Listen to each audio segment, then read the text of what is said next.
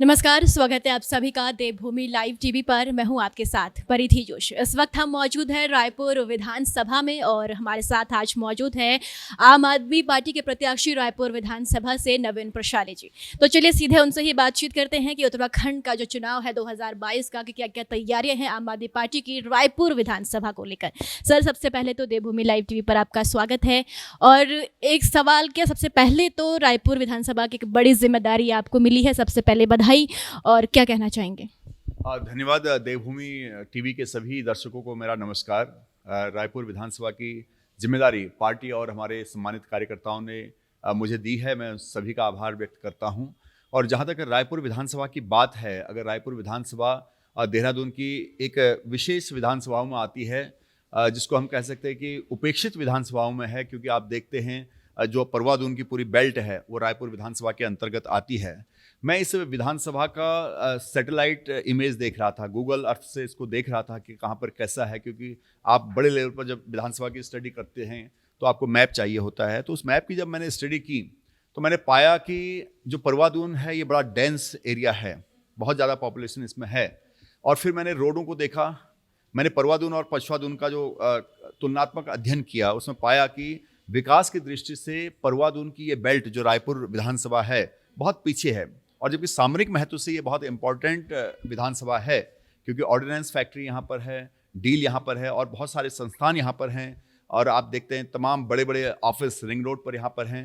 तो उनको देखने के बाद ये पाया गया कि जिस हिसाब से यहाँ का विकास होना चाहिए था वो नहीं हुआ। क्योंकि आप देखते हैं कि मैंने दुनिया में, मेरे को अमेरिका जाने का मौका मिला, यूरोप जाने का मौका मिला, सिंगापुर जा गया, देश के अन्य भागों में भी गया, लेकिन जो रिंग रोड है कहीं भी मैंने 2 लेन की नहीं पाई। तो यहाँ पर रिंग रोड जो है 2 लेन की है। उस लेन की केवल इसलिए बनाई गई ताकि उसके आसपास लोग बस जाएं किसी तरह से, और उससे विकास से कोई मतलब नहीं है।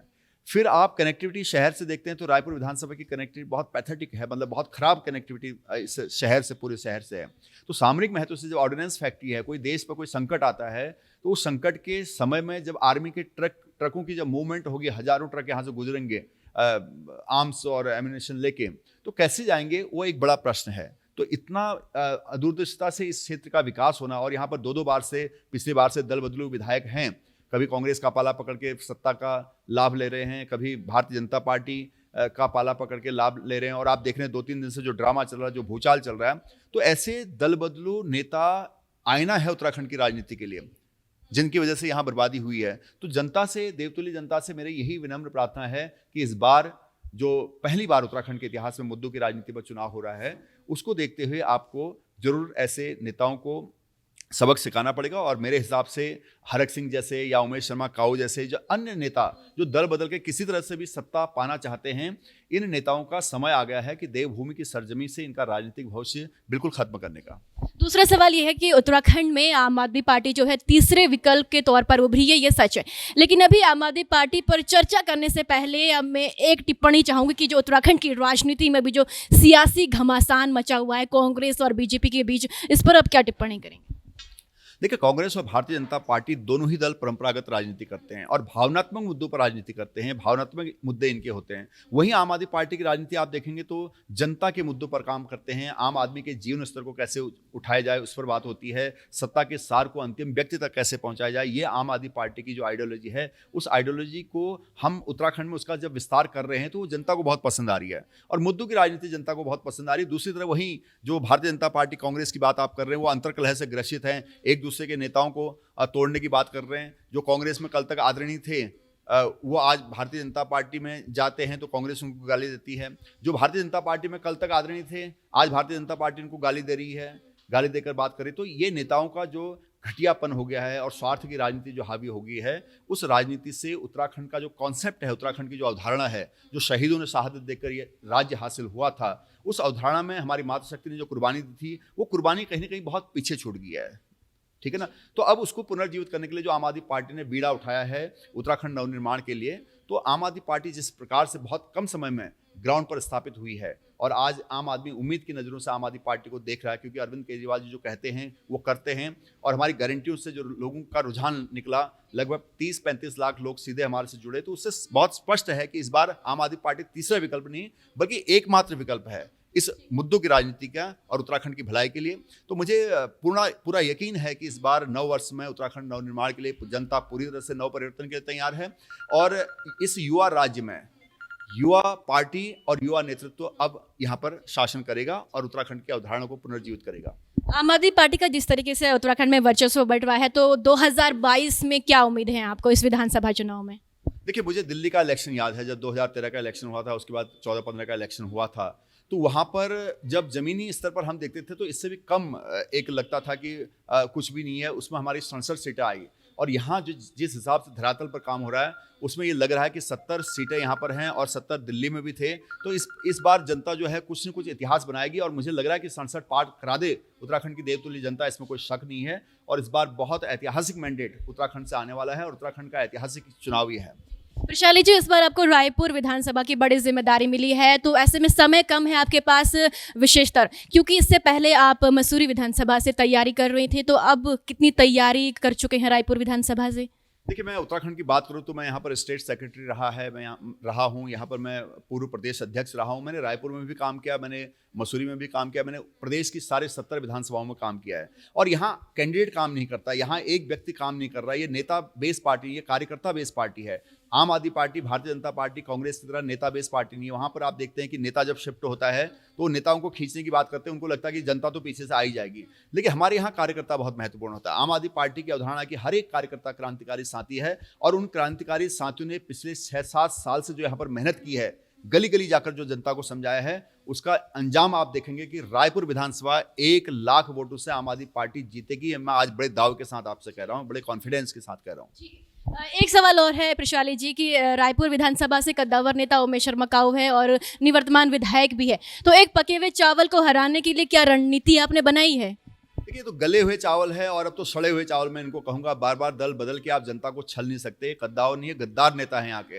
अगर ये नेता होते तो यहाँ पर विकास दिखता आपको। आप देखें, आप सड़कों में क्या हाल है, सड़कें बन रही हैं, एक बरसात को झेल नहीं पा रहे हैं, नालियाँ गायब हैं, पुश्ते गायब हैं। अगर आप इनकी प्रॉपर्टी के आसपास इनको आप स्टिंग करेंगे तो आप पाएंगे कि सारा बजट इन लोगों ने अपनी प्रॉपर्टी के पुश्ते में लगा दिया है, अपनी प्रॉपर्टी के जाने वाले रास्ते में वहाँ पुलिया बना दी है। और यहाँ गरीब जनता आप देखेंगे, आगे अंबेडकर नगर में आप चले जाइए, आप हमारे यहाँ एक सपेरा बस्ती कहते हैं, वहाँ पर चले जाइए, वहाँ लोगों के मकान ढह गए हैं, लोगों के मकान बह गए हैं, उनकी कोई सुनने वाला नहीं है। आप रिस्पना पुल के किनारे किनारे जाएंगे तो 139 बस्तियाँ रायपुर में हैं। उन 139 बस्तियों का रहनुमा कौन है? अगर उमेश शर्मा काऊ रहनुमा होते तो उनके पुश्ते नहीं बहते, उनके घरों में पानी नहीं आता। आज लोग नाराज हैं। आप चुनाव आने दीजिए, काऊ कहीं नजर नहीं आ रहे हैं और ये लोग तो अब शुरू हो रहे हैं। आपने देखा, हमारा वर्चुअल पहले ही शुरू हो चुका है, अब हमारा दूसरा राउंड हो रहा है। पहले वर्चुअल जो सभाएं हमारी होती है उसमें लगभग 40 लाख लोग हमारे से जुड़े और ट्विटर से अलग जुड़े, इंस्टाग्राम से अलग जुड़े। तो इन सब माध्यमों से जो हो रही है, जब भारतीय जनता पार्टी जाग रही है, वो आज से कर रहे हैं। हम पहला एक राउंड अपना खत्म कर चुके हैं। तो चुनावी रणनीति में आम आदमी पार्टी सबसे एडवांस है। आम आदमी पार्टी पढ़े लिखे लोगों की है। हमारे मुद्दों को समझने का नजरिया बिल्कुल अलग है और आम आदमी पार्टी का नजरिया और समाधान का नजरिया बिल्कुल अंतर है भारतीय जनता पार्टी और कांग्रेस से। इसलिए कद्दावर इनको नहीं कर सकते, ये गद्दार नेता हैं और जनता इस बार सबक जरूर सिखाएगी। आखिरी सवाल प्रशाली जी की, देखिए आपने कहा कि कांग्रेस और बीजेपी की जो अंतर्कलह है वो खास तो खुले तौर पर सामने आ रही है, लेकिन आम आदमी पार्टी की भी जो अंतर्कलह है वो भी अब खुलकर सामने दिखाई दे रही है कि कई वीडियोस ऐसे आ रहे हैं कि पार्टी के कार्यालय से ही पोस्टर फाड़े जा रहे हैं, कार्यकर्ता आपस में भिड़ रहे हैं। उस पर आप क्या कहेंगे? टिकट को लेकर खासतौर पर मारामारी चल रही थी अभी, क्योंकि अभी सभी विधानसभाओं पर शायद अभी टिकट को लेकर अभी नहीं आया है, लेकिन जिन टिकट को लेकर हुई थी अभी जो प्रत्याशियों की सूची जारी हुई है उसको लेकर भी काफ़ी मारामारी हुई। काफ़ी जो कार्यकर्ता है आम आदमी पार्टी से नाराज़ है और इस्तीफा दे चुके हैं। देखिए, ऐसा होता है कि टिकट एक विधानसभा में एक को मिलती है। भारतीय जनता पार्टी, कांग्रेस कहते थे कि आम आदमी पार्टी के पास 70 कैंडिडेट लड़ने के लिए नहीं। आज हमारे यहाँ मारा मारी हो रही टिकट के लिए। आप देख रहे हैं कि पोस्टर फाड़ रहे हैं, बैनर फाड़ रहे हैं, तो कुछ तो होगा आम आदमी पार्टी में जो इतने कम समय में इतना बड़ा कुनबा जोड़ दिया है। तो आम आदमी पार्टी की टिकट लेने के लिए आज सभी लोग दौड़ में हैं, लेकिन आम आदमी पार्टी उसी को टिकट देती जो CCC के फॉर्मूले से निकलता है और जो वास्तव में उत्तराखंड के उस दर्द को समझता है, जिसके मूल में सबसे बड़ा प्रश्न था रोजगार, जिसके मूल में सबसे बड़ा प्रश्न था शिक्षा, जिसके मूल में सबसे बड़ा प्रश्न था स्वास्थ्य और जिसके मूल में था पहाड़ का विकास, इस पहाड़ी क्षेत्र का। क्योंकि जब लखनऊ से हमारा बजट बनता था तो हरिद्वार आते आते पहले खत्म हो जाता था, उधम सिंह नगर आने से पहले खत्म हो जाता था, उसकी बंदर बांट हो जाती थी। तब इस राज्य से एक आवाज़ निकली थी कि आज दो, अभी दो, उत्तराखंड राज दो, कोदू झुंगोरा खाएंगे, अब उत्तराखंड बनाएंगे। कि मतलब हम हर दुख को सहन कर सकते हैं लेकिन अपना उत्तराखंड बनाएंगे और शहीदों की उस शहादत से हमें उत्तराखंड हासिल हुआ, उत्तराखंडी होने का गौरव प्राप्त हुआ। हम अपने शहीदों के प्रति कृतज्ञ हैं, कृत संकल्प हैं उत्तराखंड की उस अवधारणा को पुनर्जीवित करने के लिए, और आम आदमी पार्टी इसको करके रही। आम आदमी पार्टी एक क्षेत्रीय दल के तौर पर, क्षेत्रीय दल की तरह यहाँ के लोकल मुद्दों पर काम कर रही है, जो भारतीय जनता पार्टी कांग्रेस के बस का कतई नहीं है। क्योंकि राज्य बनने के बाद यहाँ पर लोगों को रोजगार नहीं मिला, यहाँ पर एक बड़ी राजनीतिक जमात के लिए वैकेंसी खुली। आपने देखा पहले हमारे 10-20 विधायक होते थे, उसके बाद 70 विधायक यहाँ पर आए, 70 विधायक आए, मुख्यमंत्री अपना 11 मंत्री का लाव लश्कर हुआ। उसके बाद उनके OSD PRO सहायक के रूप में एक बड़ा सा अमला उनको दे दिया गया, एक बड़ा प्रशासनिक लश्कर, लाव लश्कर जो IPS IAS का था वो यहाँ पर दे दिया गया। और सरकार ने सोचा कि इन्हीं की पूर्ति करना हमारी जो है सफलता है, जनता की तरफ किसी ने देखा नहीं। जबकि वास्तव में सरकार का काम होता है जनता के जीवन स्तर को सुधारने के लिए मूलभूत सुविधाओं को देने का काम होता है, जो आम आदमी पार्टी कर रही है। इसलिए आम आदमी पार्टी कहती है कि सत्ता के सार को अंतिम व्यक्ति तक पहुंचाया जाएगा, जिसका विरोध भारतीय जनता पार्टी कांग्रेस करते हैं। जब हम जनता को देने की बात करते हैं, मुख्यमंत्री फ्री बिजली लेते हैं, फ्री पानी लेते हैं, जो बड़ी बड़ी गाड़ियों में घूमते जनता के पैसे से होता है, उनका स्टाफ जनता के पैसे से होता है। और जब हम जनता को देने की बारी करते हैं वो इसका विरोध करते हैं। तो आप देख सकते हैं जन विरोधी सरकार है भारतीय जनता पार्टी कांग्रेस ने। बारी बारी कभी भाजपा कभी कांग्रेस करके इस प्रदेश को लूट लिया है।